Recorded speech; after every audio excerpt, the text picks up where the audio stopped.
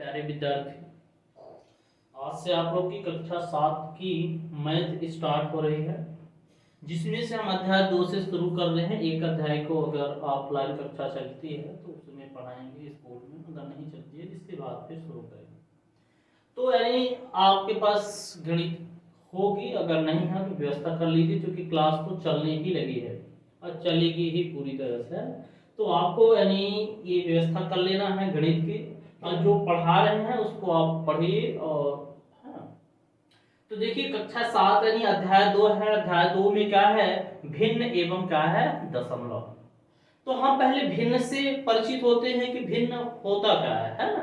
भिन्न को पहली बार नहीं, है ना, कक्षा 6 से भिन्न की शुरुआत है ना। अगर आपको किसी तरह कक्षा 6 की आपके पास गणित है, थोड़ा सा देख लीजिए, है ना। एक अध्याय है, भिन्न का ही अध्याय है, थोड़ा बहुत वहां से मदद आपको मिल जाएगी। भिन्न इंग्लिश में फ्रैक्शन कहलाता है। भिन्न होता क्या है? भिन्न एक संख्या है। अगर हम भिन्न को कहें तो क्या है? एक संख्या है जो पूर्ण के किसी भाग को दर्शाती है। समझना है कि पूर्ण के किसी भाग को दर्शाती है। भिन्न दो पूर्ण संख्याओं का भागफल ही। अब इसको समझिएगा कैसे। ये जो लाइन लिखी है, भिन्न एक संख्या है, ठीक है, जो पूर्ण के किसी भाग को दर्शाती है। मतलब कहने का, जैसे मान लीजिए ये हो गया एक गोला, हो गया अपना, इसमें हमने 4 भाग कर दिया। कितने भाग हो गए? अब 4 भाग। तो इसके कुल कितने भाग हो गए? 4 भाग हो गए। तो ये 4 हो गए। नीचे की संख्या पूर्ण को दर्शाती। अब 4 में अगर इसको हम क्या कर दें, एक तरह से छायांकित कर दें, पेंट कर दें, कलर कर दें, तो कितने भाग में हुआ है? 1 भाग में। तो यहाँ पर क्या आ जाएगा? 1/4। इसका आंसर क्या हुआ? 4 में 1 भाग क्या है? छायांकित है, या फिर इसमें रंग किया हुआ है, पेंट किया हुआ। इसमें देखें तो कितने भाग है? 1 2 3 4 5। तो इसका मान कितना हो जाएगा? 5। अब कितने भागों में इसमें पेंट किया गया है? 1 2 3। तो इसका मतलब क्या हो जाएगा? 3/5। तो भिन्न का अर्थ क्या है? पूर्ण के किसी भाग को, यानी ये 5 के कितने भाग को बता रहा है? 3 भाग की बात कर रहा है भिन्न। ये तो ये भिन्न होता है। भिन्न में ऊपर और एक बात समझ लीजिए, जो पूर्ण संख्याओं का भागफल है, यानी 1/4, 1 में 4 का भाग है, यानी ये क्या कहता है? जो पूर्ण संख्याओं का, ये पूरी संख्या है और इसका भागफल भी है। मतलब एक भिन्न को कह सकते हैं कि पूर्ण संख्याओं का भागफल है, 3 में 5 का भाग है। तो भिन्न क्या होता है? एक संख्या होती है जो पूर्ण के किसी भाग को, पूरे के कितने भाग को इंगित किया जा रहा है, ये बताता है। तो ये हो गया। ऊपर वाली संख्या अंश कहलाती है, नीचे वाली संख्या क्या कहलाती है? भाग कहलाती है। ये आपको अच्छे से आना चाहिए। आप देखते हैं कुछ भिन्न के प्रकार को सीखते हैं। भिन्न कितने प्रकार से कैसे होते हैं हमको पढ़ने में मिलते हैं। उचित भिन्न मिलता है, प्रॉपर फ्रैक्शन कहलाता है। क्या होता है देखिएगा, जिस भिन्न के अंश का मान हर से क्या हो? छोटा। यानी अंश का मान क्या हो? छोटा हो। अंश का मान क्या हो? छोटा हो, और हर का मान क्या हो? बड़ा हो। तो आप देख कर ही पहचान लेंगे कि ये उचित भिन्न है कि अनुचित भिन्न। आ गई होगी बात समझ में। ऊपर वाला मान छोटा होगा, बड़ा वाला मान क्या होगा? बड़ा होगा। यानी अंश का मान छोटा और हर का मान अगर बड़ा कहीं पर मिल गया तो ये उचित भिन्न है। और इसी का ठीक उल्टा यानी क्या है? अनुचित, इम्प्रॉपर फ्रैक्शन। यानी जिस भिन्न के अंश का मान बड़ा हो, यानी ऊपर वाली संख्या बड़ी है, नीचे वाली छोटी है, तो क्या कहलाता है? ये अनुचित भिन्न कहलाता है। ठीक है ना। उचित क्या है? ऊपर वाला छोटा, नीचे वाला बड़ा। अनुचित क्या है? यानी अंश बड़ा, हर छोटा। अच्छी तरह इसको माइंड में बैठा लेना। अब एक तीसरे हम भिन्न के प्रकार में चलते हैं, तो हमको मिलता है मिश्रित भिन्न। अब मिश्रित भिन्न क्या होता है? मिक्स्ड फ्रैक्शन कहलाता है। इसके 2 भाग होते हैं। कैसे 2 भाग होते हैं? जैसे लिखा है ये क्या लिखा है? आप पढ़ेंगे तो 3 सही 1/4। इसमें एक तो 3 है, एक तो 1/4 है। 2 ठो हो गए, 2 भाग है। एक भाग ये, एक भाग ये। इसके 2 भाग होते हैं। एक भाग पूर्ण होता है। पूर्ण का मतलब ये पूरा पूरा है। ये क्या है? 3 जो है तो कैसा है? पूरा पूरा है। और एक भाग क्या हो गया? पूर्ण हो गया। और एक भाग क्या होता है, उचित भिन्न होता है। उचित का मतलब ऊपर वाले में चले जाएंगे, जिसका अंश छोटा होगा और हर क्या होगा, बड़ा होगा। तो मिक्स फ्रैक्शन क्या कहलाएगा, इसमें दो भाग होंगे, एक पूर्ण भाग होगा जो बगल में लिखा होगा, पूरा पूरा लिखा होगा, और एक उसके बगल में क्या होगा, यानी उचित भिन्न होगा।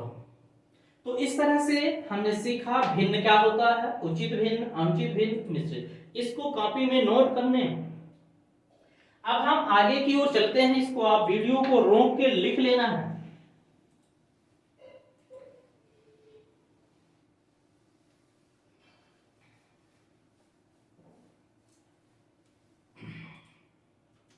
अब हम एक चौथे नंबर पर जा रहे हैं, तुल्य भिन्न।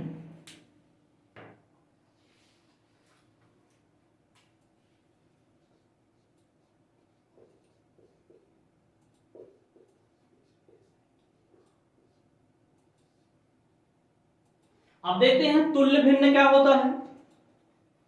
तो तुल्य भिन्न का मतलब है कि इसकी जो राशियां होती हैं तो तुल्य यानी तुलना में समान होती हैं, इसकी राशियां तुल्य होती हैं।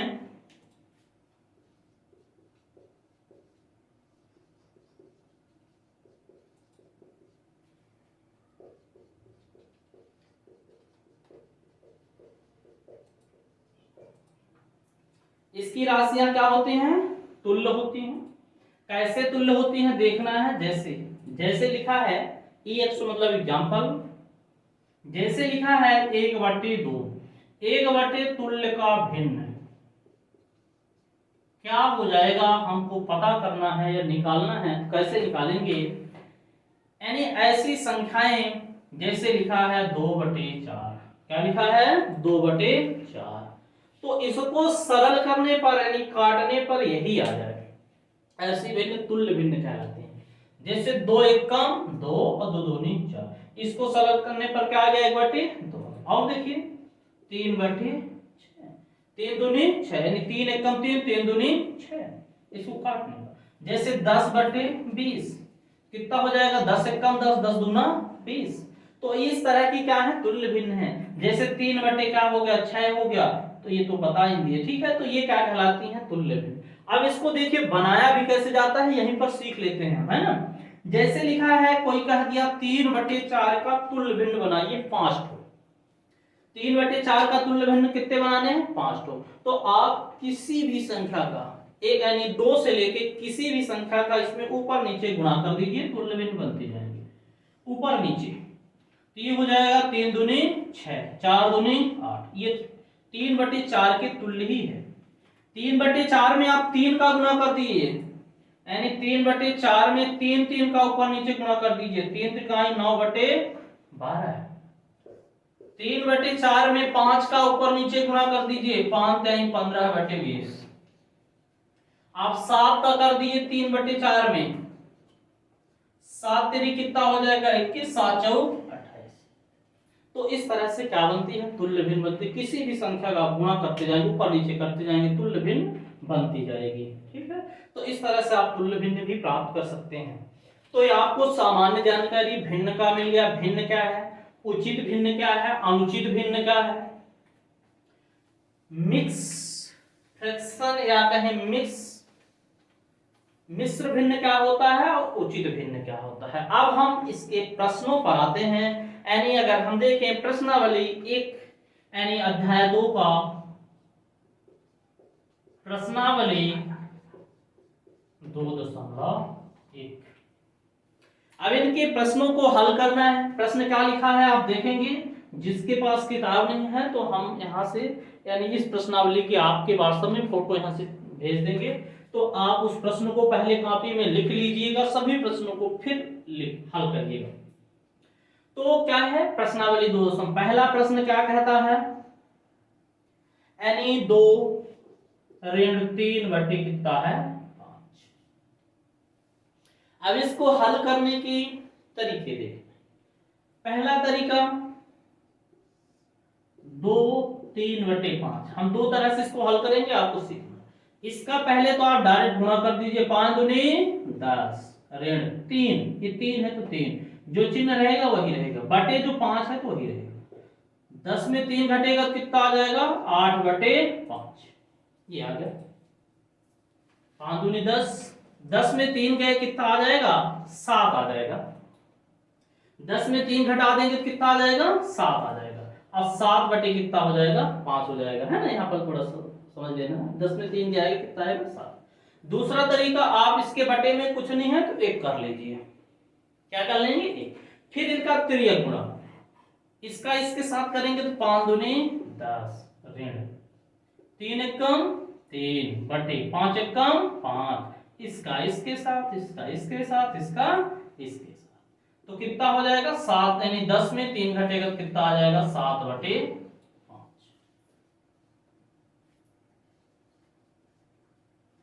ठीक है, तो ये आ गया आपका भिन्न आ गई, यानी इसको हल करना। हम आगे और प्रश्नों को बताएंगे, ठीक है ना।